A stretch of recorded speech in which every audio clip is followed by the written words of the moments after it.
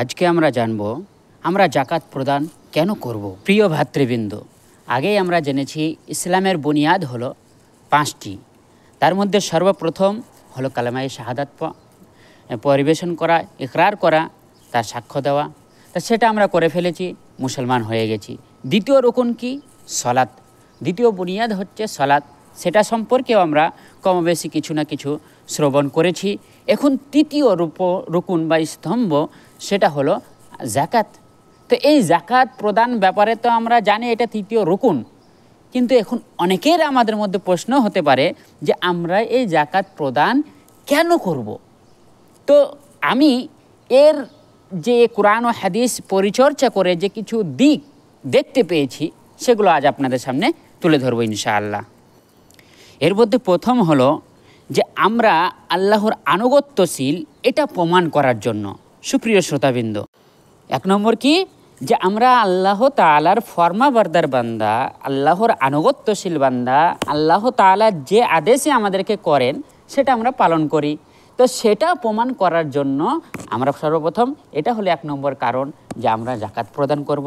কেননা আল্লাহ তাআলা বলছেন সূরা বাকারা আয়াত নম্বর 110, আর তোমরা নামাজ কায়েম করো ও জাকাত প্রদান করো, আর উত্তম কাজের মধ্যে নিজেদের জন্য যা কিছু পূর্বে প্রেরণ করবে আল্লাহর নিকট তা প্রাপ্ত।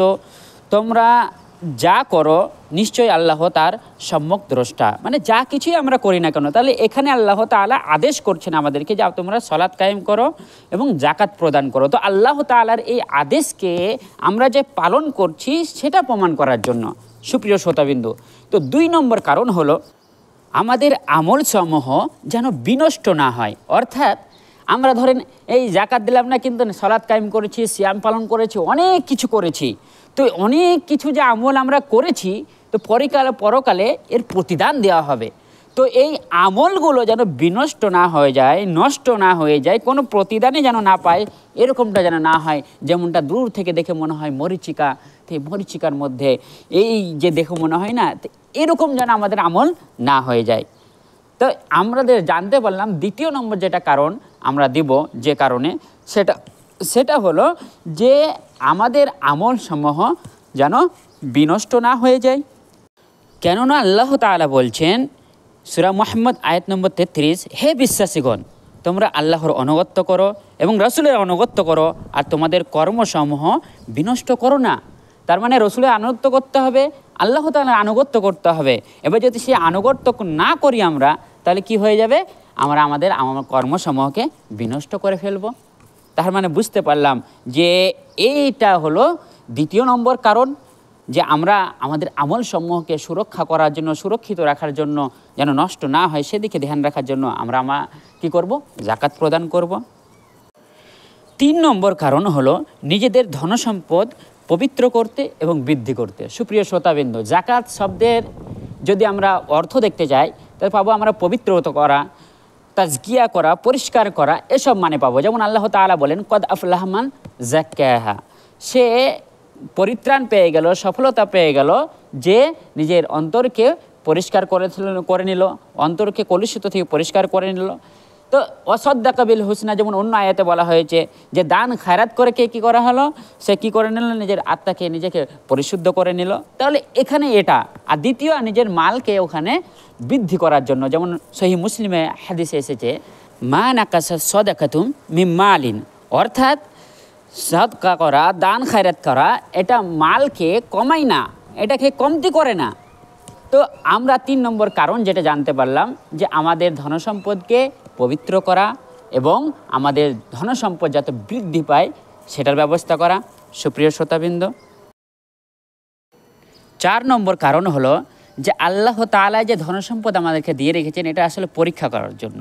তো আল্লাহ তাআলার এই পরীক্ষায় সফলতা অর্জন করার জন্য। যেমনটা আল্লাহ তাআলা বলেন সূরা বাকারার মধ্যে ওয়ালানাবলুওয়ান্নাকুম বিল খাউফি ওয়াল জুই ওয়া নাকসিম মিনাল আমওয়ালি ওয়াল আনফুসি ওয়াস সামারাত, যে আমি তোমাদেরকে বিভিন্ন দিক দিয়ে পরীক্ষা করে থাকি। ঠিক অনুরূপভাবে আল্লাহ তাআলা সূরা ফাজরের মধ্যে বলেন যে আল্লাহ তাআলা কাউকে ধনসম্পদ দিয়ে পরীক্ষা করে থাকেন, নিয়ামত দিয়ে পরীক্ষা করে থাকেন, সম্মান দিয়ে পরীক্ষা করে থাকেন, আর কাউকে ওই ধনসম্পদ কমিয়ে পরীক্ষা করে থাকেন। সুপ্রিয় শ্রোতাবৃন্দ, তাহলে এই যে ধনসম্পদ আমাদেরকে দিয়েছে, তার মানে এই নয় যে আল্লাহ তাআলা খুবই আমাকে ভালোবাসে, সেই জন্য আল্লাহ তাআলা এখানে আমাকে পরীক্ষায় রেখেছে, সে পরীক্ষায় পাশ করতে পারছে কি না সেটা দেখার জন্য। তাহলে আমরা 4 নম্বর কারণ জানতে পারলাম যে আমাদের আল্লাহ তাআলা যে দুনিয়াতে আমাদের পরীক্ষা নিচ্ছে, ধনসম্পদ দিয়েছে পরীক্ষায় পাশ হওয়ার জন্য, সফলতা পাওয়ার জন্য, উত্তীর্ণ হওয়ার জন্য। 5 নম্বর কারণ হলো যে এই জাকাত না দেওয়ার কারণে আল্লাহ তাআলা পরকালে আযাব দিবেন, শাস্তি দিবেন। সে শাস্তি থেকে বাঁচার জন্য, নিজেকে বাঁচাতে আমরা কি করব? জাকাত প্রদান করব। যেমনটা আল্লাহ তাআলা বলেন যে যাদেরকে আমরা ধনসম্পদ দিয়ে রেখেছি আর সে ধনসম্পদ থেকে সে খরচা করে না, বখিলি করে, কৃপণতা করে, সে মনে করে যে এই জিনিসটা তার জন্য উত্তম। তা আল্লাহ তাআলা বলছেন যে সে যেন কখনোই এটা যেন না মনে করে এটা তার জন্য উত্তম, বরঞ্চ এটা আল্লাহ তাআলার তরফ থেকে একটা পরীক্ষা। সে তাকে কি করবে? যদি সে জাকাত না দেয়, এই জিনিস তাকে কিয়ামতের দিন সাফ করে পড়ানো হবে। আর বুখারীর হাদিসে এসেছে যে রাসূল সাল্লাল্লাহু আলাইহি ওয়াসাল্লাম বলেছেন, আল্লাহ যাকে সম্পদ দান করেছেন অতঃপর সে তার জাকাত প্রদান করলো না, কিয়ামতের দিন তার জন্য বিষাদর সাপ সৃষ্টি করা হবে, যার 2টি চোয়াল থাকবে, যার দ্বারা সে তাকে কিয়ামতের দিন পেঁচিয়ে ধরবে। অতঃপর তার 2 চোয়াল পাকড়ে বলবে, আমি তোমার সম্পদ, আমি তোমার সঞ্চিত ধন, আমাকে নাও। সুপ্রিয় শ্রোতাবৃন্দ, তার মানে বুঝতে পারছি যে আরেকটা কারণ, যে কারণে আমাদেরকে জাকাত দিতে হবে, সেটা হলো এই যে পরকালে যে আযাব শাস্তি, সে শাস্তি থেকে বাঁচার জন্য, পরকালে যে আযাব, সে আযাব থেকে বাঁচার জন্য। সুপ্রিয় শ্রোতাবৃন্দ, আমি প্রথমেই বলেছি যে ইসলাম ঈমান নিয়ে আসার 6টা রুকুন রয়েছে, আমরা আগে জেনেছি। তো সে তার মধ্যে একটা হলো পরকালের দিনের প্রতি বিশ্বাস, অর্থাৎ পরকালে আল্লাহ তাআলা যে এগুলো দিবে তো সেগুলোকে মানতে হবে। তো সেই পরকালে এই আযাব হবে, যদি এই আযাব, এই বিশ্বাস যদি আমাদের না থাকে তাহলে কিন্তু আমরা মুসলমান থাকবো না। আর যার মনের মধ্যে এরকম আযাব শাস্তি আমরা যদি জানতে পারি, তাহলে কি করে আমরা জাকাত না দিয়ে থাকতে পারি? সুপ্রিয় শ্রোতাবৃন্দ, এরপর 6 নম্বর যেটা কারণে আমরা জাকাত প্রদান করব, সেটা হলো যে আমরা যে মুসলমান সমাজে এখানে রয়েছি, আল্লাহ রাসূল সাল্লাল্লাহু আলাইহি ওয়াসাল্লাম বলে দিয়েছেন, আল মুসলিম আখুল মুসলিম, একজন মুসলমান আরেকজন মুসলমানের ভাই, সে ভ্রাতৃত্ববোধ বজায় রাখার জন্য আমরা কি করব? একে অপরে জাকাত প্রদান করব। যারা ধনী তারা গরিবদেরকে জাকাত প্রদান করবে। যেমনটা রাসূল সাল্লাল্লাহু আলাইহি ওয়াসাল্লাম যখন মুআয রাদিয়াল্লাহু তাআলা আনহুকে প্রেরণ করলেন ইয়ামানের দিকে, তখন বললেন যে এই সব কিছু যখন তারা কালেমায়ে শাহাদাতকে গ্রহণ করবে, 5 ওয়াক্ত সালাতকে গ্রহণ করবে, তখন তুমি তাদেরকে বলবে যে আল্লাহ তাআলা জাকাত ফরজ করেছে ধনী ব্যক্তির উপর, যারা গরিব ব্যক্তি রয়েছে তাদের কাছ থেকে তুমি তাদেরকে নিয়ে দিবে। সুপ্রিয় শ্রোতাবৃন্দ, তো আমরা কি করব? আমাদের ভ্রাতৃত্ববোধ বজায় রাখার জন্য আমরা দান খায়রাত বা জাকাত সাদকা করব।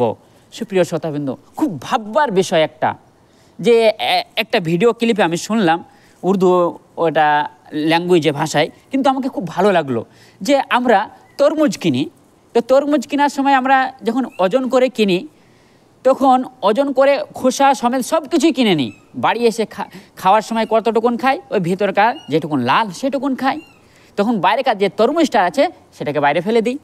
অনুরূপভাবে আমরা কমলা লেবু ক্রয় করি, তখনও সেই কমলা লেবু ক্রয় করার পরে ভিতরকার টুকুন খাই, বাইরেকার ছাল ঠামড়িয়ে ফেলে দিই। কিন্তু এই যে বাকি অংশটুকুন আমরা পয়সা দিয়ে কিনে আনছি, অতঃপরে সেগুলো ফেলেও দিচ্ছি, কিন্তু আমাদের কোনো গায়ে বাঁধে না। কিন্তু এই জাকাত, এতটা ধনসম্পদ আমাদের কাছে রয়েছে, তার থেকে মাত্র 2.5%, 40 ভাগের 1 ভাগ দিতে আমাদের গায়ে বাঁধছে। সত্যি ভাববার বিষয় রয়েছে। তো আমরা জাকাত এসব কারণে দেব, আল্লাহ তাআলার আনুগত্যশীল, আল্লাহ তাআলার আনুগত্যকে প্রকাশ করার জন্য দেব যে আমরা আনুগত্যশীল বান্দা। তো এই যে কারণগুলো রয়েছে, এগুলোর কারণে আমরা জাকাত প্রদান করব ইনশাআল্লাহ। সুপ্রিয় শ্রোতাবৃন্দ, আল্লাহ তাআলা যেন আমাদের সকলকে ধনসম্পদ দেওয়ার পরে যাদেরকে ধনসম্পদ দিয়ে রেখেছে তাদেরকে যেন জাকাত প্রদান করার সঠিকভাবে, শুদ্ধভাবে জাকাত প্রদান করার তৌফিক দান করেন। আমিন। আসসালামু আলাইকুম ওয়া রাহমাতুল্লাহি ওয়া বারাকাতুহু।